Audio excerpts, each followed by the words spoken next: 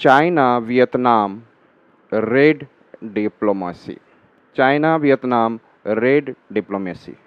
So this country is here. Yes, it is Vietnam, and its capital is Hanoi.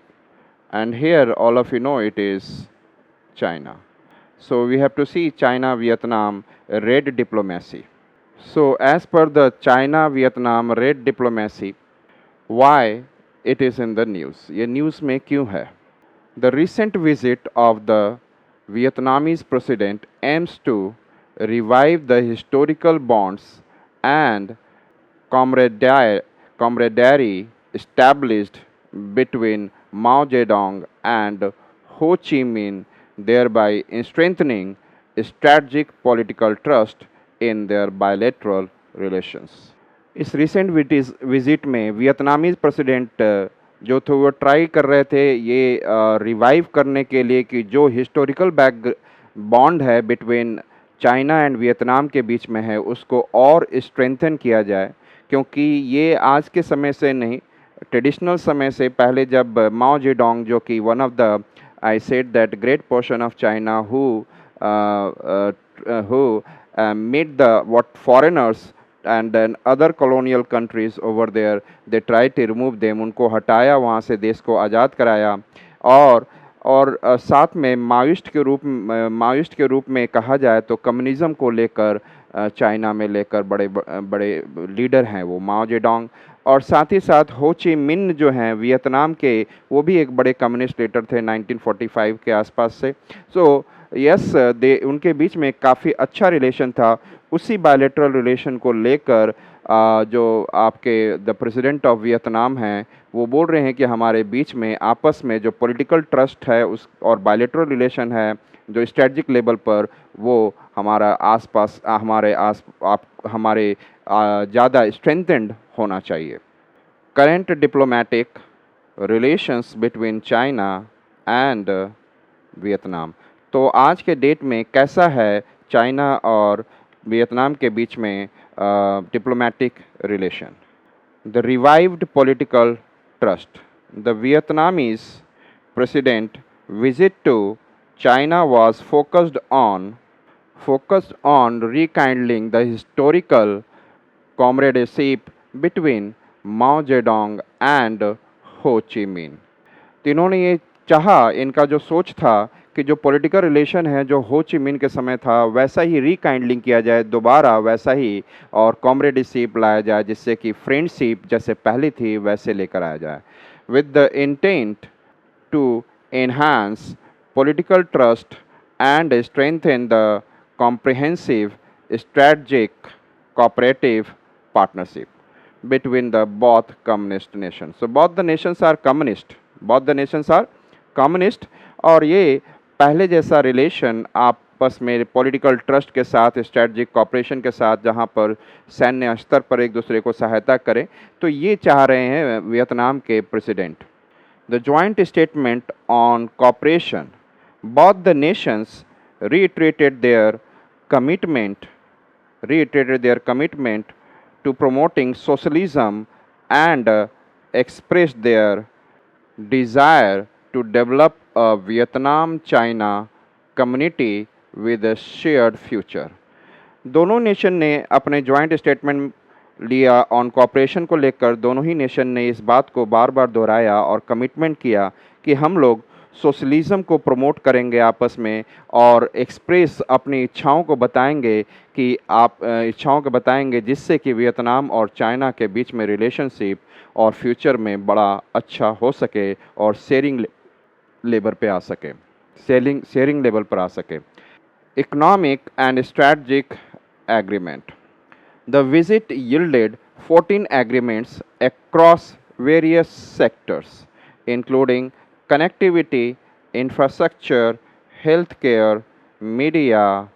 Trade between China and Vietnam remains strong, with the China being Vietnam's largest import source and a major investor.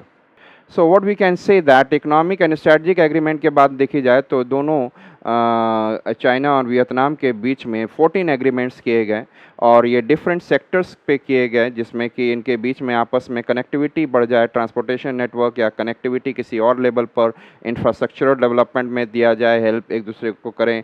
Specially China need to do in the Vietnam health care sector में, media sector में, trade between China और Vietnam के बीच में strong तो है ही और strong हो। और with China being the largest import source, China जो है जो सोर्स है जहाँ से वियतनाम वहाँ से लार्जेस्ट इम्पोर्टर है, एंड इनके बीच में बायलैटरल लेवल पर भी अच्छा बना रहे। Bilateral trade reached $171.9 billion in 2009 और इनके जो बायलैटरल ट्रेड है आपस में जो ट्रेड है 2023 में $171.9 बिलियन पहुंच गया। And in the present time in 2023 and 24, the bilateral trade between India and China, it is worth of around $120 billion. How do recent events reflect the complexities of Vietnam's foreign policy towards China? तो किस प्रकार से recent event एक reflect करता है कि ये पूर्ण रूप से कॉम्प्लेक्सिटीज से भरा हुआ है वियतनाम की foreign policy towards China. First हम लोग देखते हैं इसको लेकर बैम्बू डिप्लोमेसी रिलेटेड कि क्या कॉम्प्लेक्सिटी है वियतनाम की फॉरेन पॉलिसी में towards China. This bamboo diplomacy known as bamboo diplomacy, Vietnam's foreign policy emphasize flexibility and resilience. In the bamboo diplomacy, जो कि वियतनाम का फॉरेन पॉलिसी है और एम्फेसाइज करता है कि इनकी जो फॉरेन पॉलिसी है कि फ्लेक्सिबल हैं और काफ़ी रेजिलियंट हैं। और जिस तरीके से इन्होंने देखेंगे कि बैम्बू डिप्लोमेसी जो वियतनाम लेता है कि बैम्बू के जो रूट्स हाईली डीपली रूटेड होते हैं, इसी तरह वियतनाम की डिप्लोमेटिक पॉलिसी भी हाईली डीपली रूटेड रहेगा। It seeks to maintain a strong relation with the multiple global powers। जिन कंट्रीज के साथ भी, नेशंस के साथ में, वर्ल्ड के साथ जो अपना रिलेशन बनाएगा वो बड़ा स्ट्रॉन्ग बनाएगा, including China, while also strategically engaging with the US। और साथ में यूएस के साथ भी स्ट्रेटजिकली मिलिट्री लेवल पर, आर्मी लेवल पर अपने के लिए यूएस के साथ इन्वॉल्व होगा, इंडिया के साथ इन्वॉल्व होगा, Russia and Japan, to counter balance Chinese influence.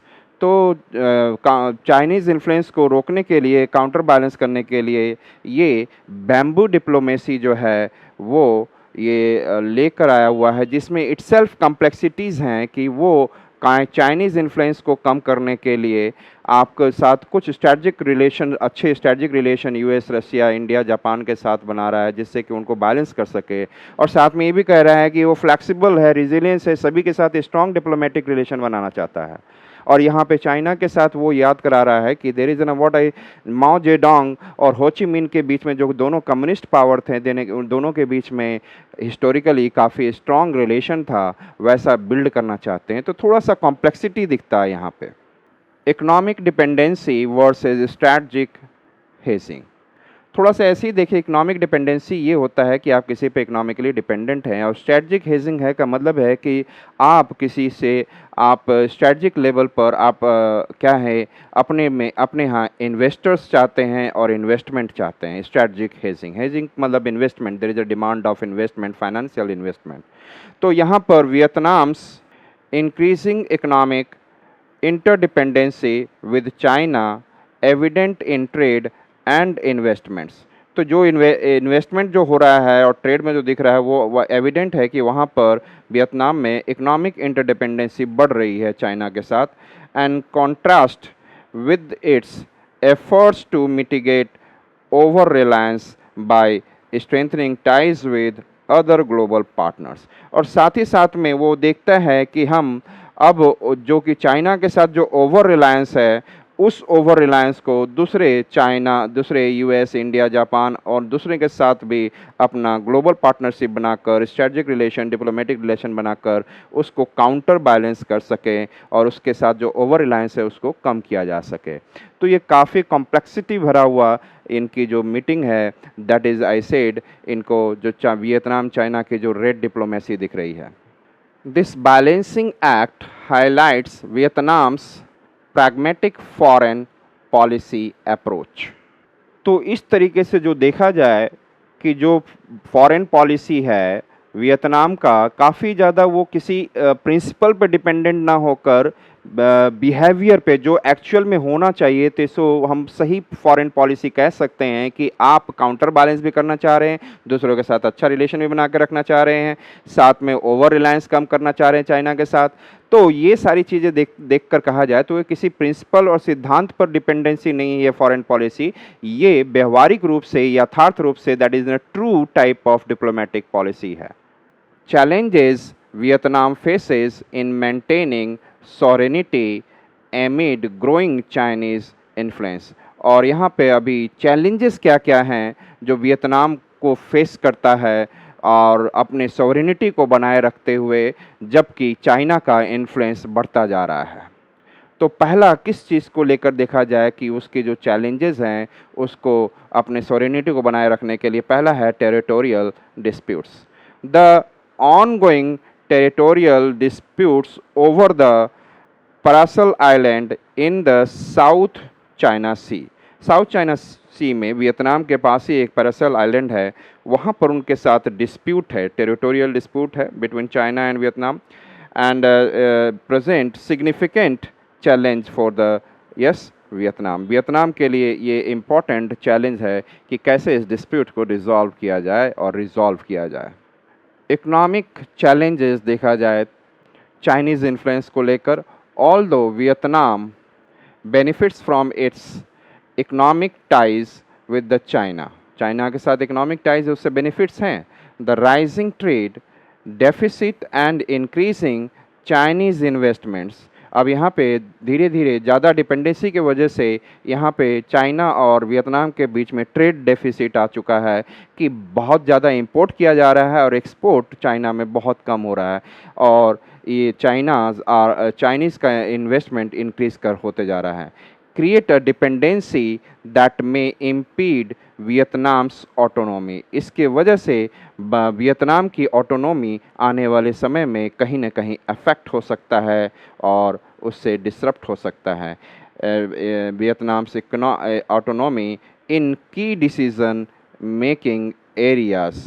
तो जो की डिसीजन मेकिंग एरियाज़ होंगे कहीं ना कहीं उनका अफेक्ट होगा अपने देश के हित के लिए, यदि वो ज़्यादा डिपेंडेंसी बढ़ती चली जाएगी और जो ट्रेड डेफिसिट उनके बीच में बढ़ता चला जाएगा, तो इसके वजह से देयर कैन बी एन अवॉट अपने डिसीजन मेकिंग एरियाज़ में जहाँ पे की इंपॉर्टेंट रहेंगे वहाँ पर कहीं ना कहीं अफेक्ट होंगे।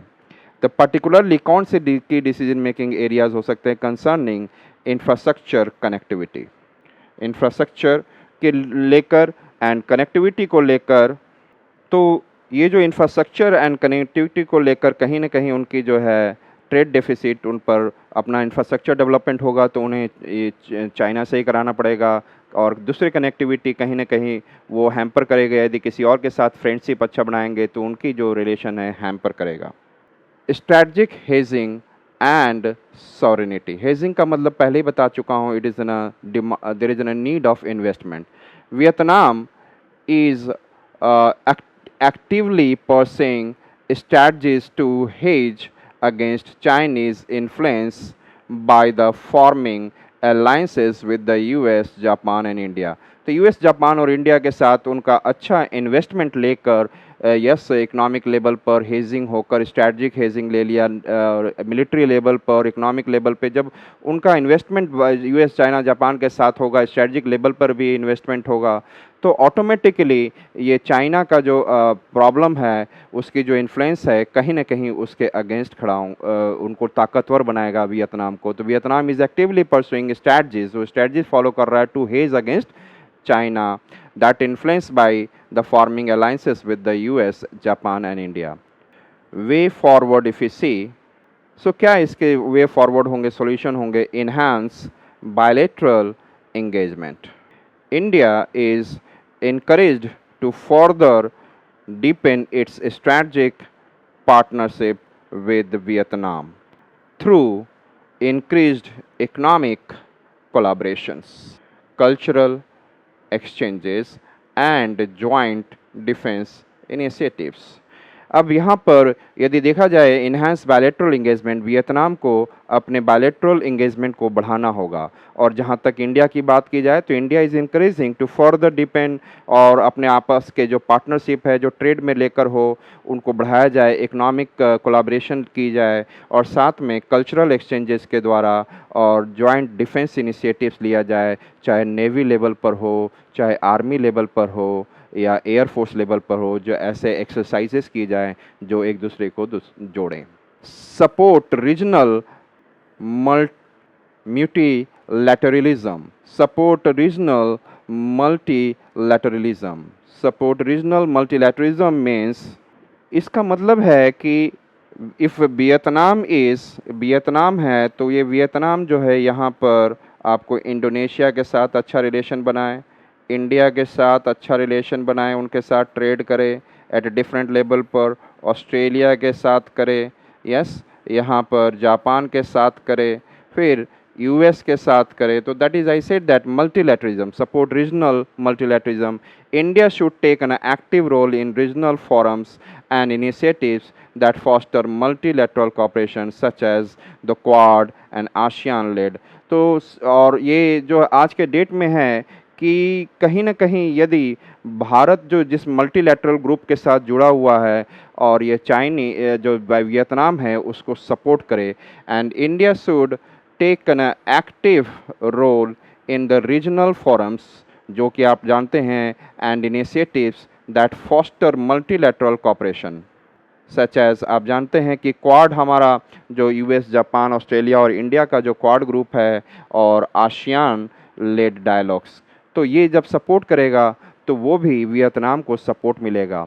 तो इसका मतलब है कि क्या सॉल्यूशन है जो वियतनाम की जो चाइनास के इन्फ्लुएंस को कम करे, ट्रेड डेफिसिट को कम करे, अपने डिसीजन मेकिंग को अपना खुद का बनाए, उसके लिए इन्हांस बायलैटरल एंगेजमेंट करना होगा, और India has to support in that bilateral engagement. और Vietnam has also support, I said, regional multilateralism of India और अदर आसपास जो हैं जिसमें कि जैसे क्वाड है, आसियान है, then there can be a solution way forward for this.